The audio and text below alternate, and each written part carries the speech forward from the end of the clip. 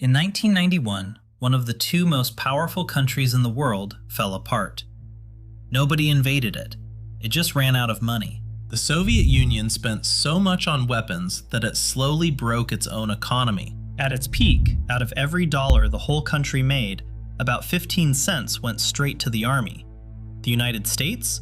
Only about 6. Every tank they built was food they didn't grow, cars they didn't make, and empty shelves in the shops. 40 years later, the same problem is back. This week, Donald Trump lands in Turkey, telling NATO countries to spend way more on their armies. So here's the big question.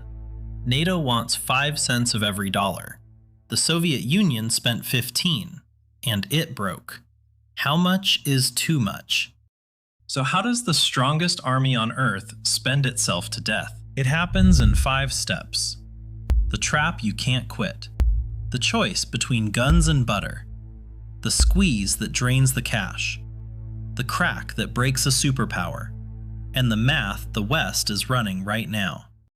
After World War II, 2 giants were left standing, America and the Soviet Union. Both had the same terrifying new weapon, the atomic bomb. So began a race with one deadly rule.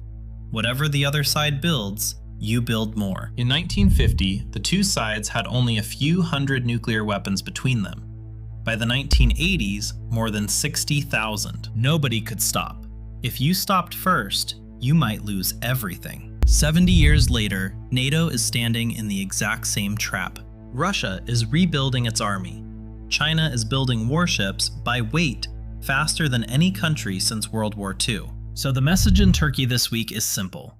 Everyone spends more, or the alliance falls behind. No leader wants to be the one who let their country fall behind. So nobody stops. But the Soviets learned something the hard way. Their real enemy was never the other army. It was their own budget. Here was the Soviet problem.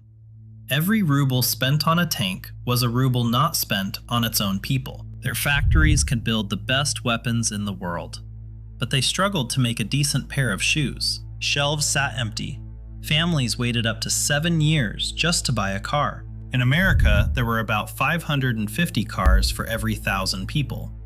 In the Soviet Union, around 45. There's an old rule: guns or butter, weapons or your people. Rarely both at once. The Soviets chose guns, and ordinary people paid for it every single day. Today, the same choice is back, just quieter. To spend more on defense, a government has to take the money from somewhere. In Germany, every extra 1% of the economy is about 45 billion euros, money that today pays for hospitals and pensions. Guns or butter? The names have changed. The choice hasn't. For now, this is still a choice. The Soviets made it every year until the day they couldn't choose anymore. By the 1980s, the Soviets were already stretched thin. Then, America pushed harder. President Reagan launched the biggest peacetime military buildup in a generation. He even announced a missile shield in space. People called it Star Wars. A lot of it was a bluff, but the Soviets felt they had to match it. Money they didn't have. Then came the blow that changed everything, and it wasn't a weapon. It was the price of oil. Oil was the Soviet Union's main source of cash from the outside world. In 1986, the price fell by more than half.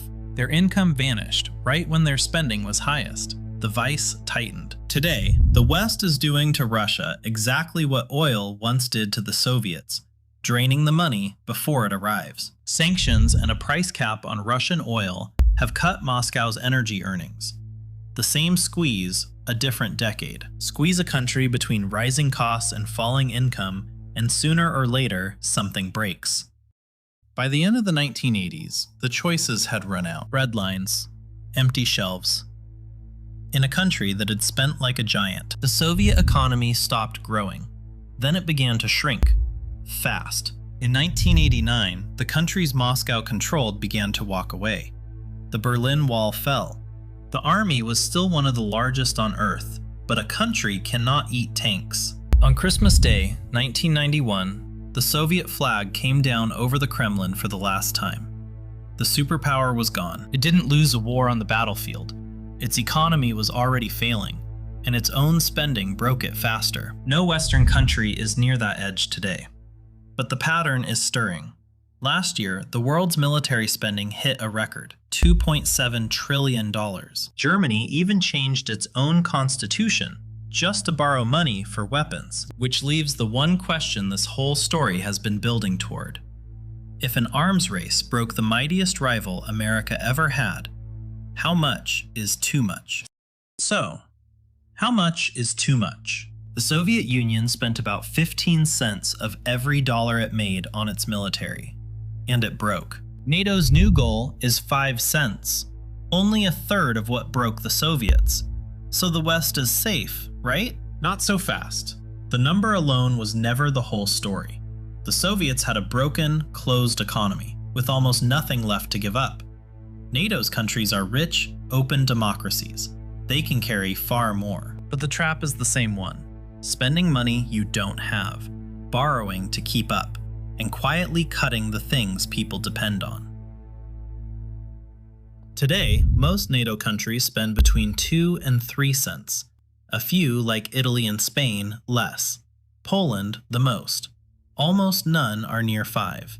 And none are near the 15 that broke Moscow. So the honest answer is this. It is not the number that kills you. It is spending more than your country can bear for longer than it can bear it. That is the real math behind the summit in Ankara. Not just how much to spend, but how close each country already is to its own edge. Guns can protect a country. They can also bankrupt one. The line between the two might be the most important number nobody is talking about. If this made you think, take a second to like and subscribe.